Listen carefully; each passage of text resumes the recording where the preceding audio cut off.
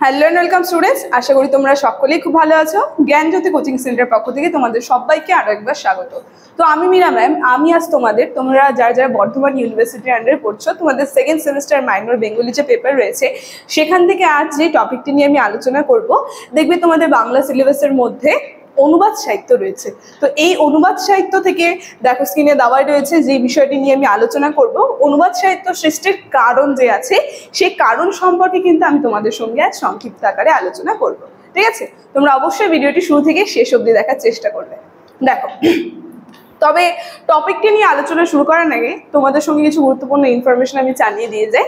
তোমরা যারা যারা ভাবছো এই সেমিস্টারে আমাদের সঙ্গে অনলাইন ক্লাস বা নোটসের জন্য যুক্ত হবে, তাদেরকে বলে দিই, দেখো এখানে দুটি নাম্বার দেওয়া আছে, তোমাদের কি করতে হবে, দেখো এখানে দুটো নাম্বার দেওয়া আছে। ঠিক আছে, এই নাম্বার দুটি হচ্ছে আমাদের Gyanjyoti coaching centre official helpline number. যে কোনো একটি নাম্বারের সঙ্গে যোগাযোগ করে কিন্তু তোমরা আমাদের সঙ্গে যুক্ত হয়ে যেতে পারবে। তার সঙ্গে দেখো তোমরা যারা যারা সেকেন্ড সেমে আছো, তোমাদের কোর্স ফিটা বলে দিচ্ছি। দেখো তোমাদের কোর্স ফি রাখা হয়েছে 599। ঠিক আছে, তো তোমরা যারা যারা ভাবছো আমাদের সঙ্গে যুক্ত হবে, তারা এই নাম্বার দুটির মধ্যে যে কোনো একটি নাম্বারের সঙ্গে তাড়াতাড়ি যোগাযোগ করে যুক্ত হয়েছে। ঠিক আছে, তাহলে আলোচনাটা আমি শুরু করছি। দেখো, প্রথমে বলেছি আজকের আমার আলোচনার বিষয় হচ্ছে অনুবাদ সাহিত্য সৃষ্টির কারণ।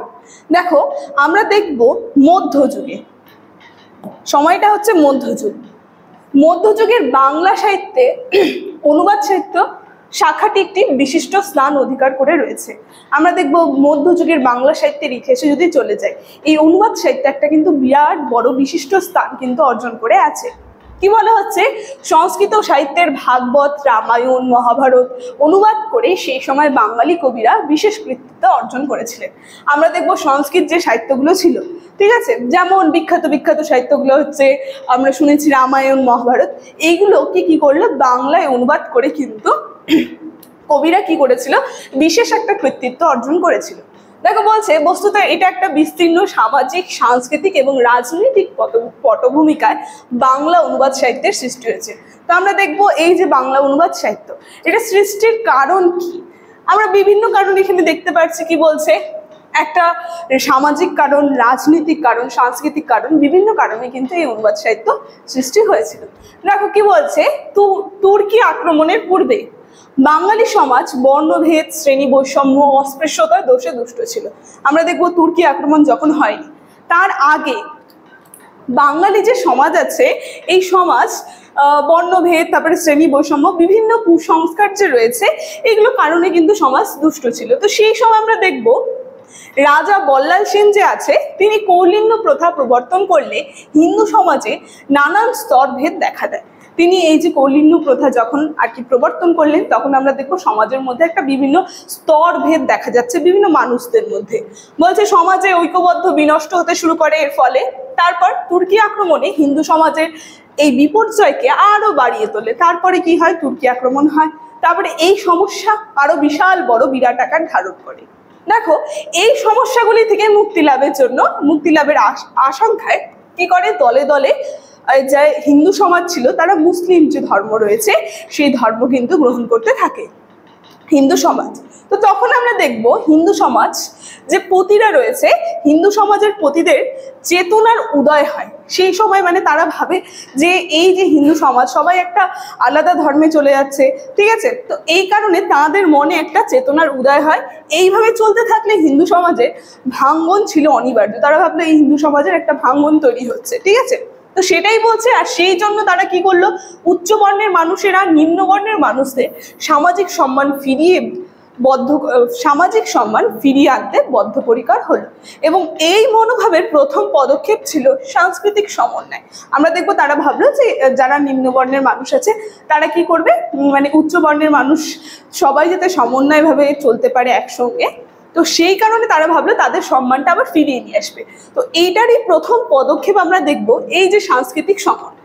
এখান থেকে কি হলো, তারা ভাবলো যে সংস্কৃত ভাষায় রচিত যে গ্রন্থগুলি রয়েছে তা বাংলা ভাষায় অনুবাদ করার প্রয়োজন। ভাবলো যে এই সমস্ত গ্রন্থগুলো রয়েছে সংস্কৃতের, রামায়ণ, মহাভারত যেগুলো আছে, সেগুলো বাংলায় অনুবাদ করলে সাধারণ মানুষরা জানতে পারবে, তাদের জ্ঞান হবে সেই সম্পর্কে। তো তারা ভাবলো এটা বাংলায় অনুবাদ করতে হবে।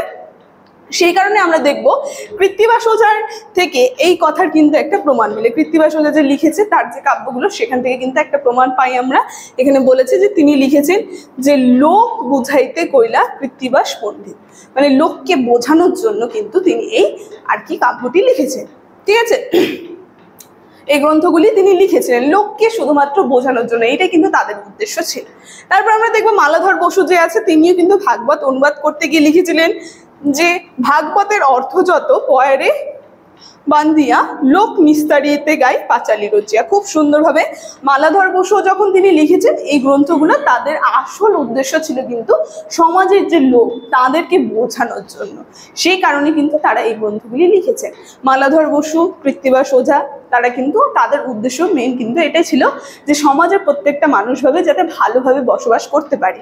ঠিক আছে, দেখো তারপর কি বলছে, বস্তুত রামায়ণ, মহাভারত, ভাগবত কোনোটাই আক্ষরিক অনুবাদ নয়, সাধারণত মানুষের উপযোগী করে রচিত ভাবানুবাদ। আমরা দেখব আক্ষরিক অনুবাদ মানে অক্ষরটা সম্পূর্ণভাবে অনুবাদ করেছে তা নয়, মানুষকে বোঝানোর জন্য তার যে ভাবটা আছে সেই ভাবানুবাদটাই কিন্তু তারা করেছে। ঠিক আছে, দেখো তারপর কি বলছে, তারপর বলছে ইসলাম ধর্মান্তকরণের জন্য অবক্ষয়, ইসলাম ধর্মান্তরীকরণের অবক্ষয় থেকে হিন্দু সমাজকে রক্ষা করার জন্য যে অনুবাদ কার্যের সূচনা, তা কালক্রমে হিন্দু মুসলমান সংস্কৃতির মিলন ক্ষেত্রে পরিণত হয়েছিল। আমরা দেখব তারা যে সমস্ত ভাবছিল যে সমস্ত হিন্দু সমাজের মানুষরা সব অন্য সমাজে ঠিক আছে চলে যাচ্ছে, তো তারা ভাবলো দুজনের মধ্যে মেলবন্ধন ঘটাতে হবে। তারা কিন্তু সেই কারণে এই গ্রন্থগুলি রচনা করেছিল যাতে সবাই মিলেমিশে থাকতে পারে সমাজের মধ্যে। দেখো বলছে মুসলমান শাসক অনুধাবন করতে পেরেছিল যে হিন্দু সমাজ রাষ্ট্রে নিজেদের অস্তিত্ব বজায় রাখতে হলে হিন্দুদের সঙ্গে বিরোধিতা নয়, বন্ধুত্ব করে তা সম্ভব। তারাও ভাবলো যে আমরা যদি এখানে নিজেরা থাকতে চাই তাহলে আমাদের কি করতে হবে, সকলের সঙ্গে বন্ধুত্বমূলক সম্পর্ক গড়ে তুলতে হবে। ঠিক আছে, এইভাবে দুটো সমাজের মধ্যে কিন্তু একতা বা মেলবন্ধন তৈরি করা হলো। ঠিক আছে, তো দেখো মোট কথা নবগঠিত বাংলা ভাষায় উন্নতি কল্পে তো বটেই, বিশেষভাবে হিন্দু মুসলমান সংস্কৃতির সমন্বয়ের কারণে বাংলা অনুবাদ সাহিত্যের সূচনা। আমরা দেখব বিভিন্ন আর কি সমাজের যে উন্নতিকরণ তা তো রয়েছে, তার সঙ্গে দুটা জাতির মধ্যে যে মেলবন্ধন ঘটাবে সেই কারণে কিন্তু এই গ্রন্থগুলি তারা রচনা করেছিল। ঠিক আছে, এটা কিন্তু তাদের আসল উদ্দেশ্য ছিল। দেখো অনুবাদ সাহিত্যের সৃষ্টির কারণ নিয়ে আলোচনা আজ আমার এতটুকুন ছিল। আলোচনাটি আমি এখানেই শেষ করছি। ভিডিওটি শুরু থেকে শেষ অবধি দেখার জন্য থ্যাংক ইউ।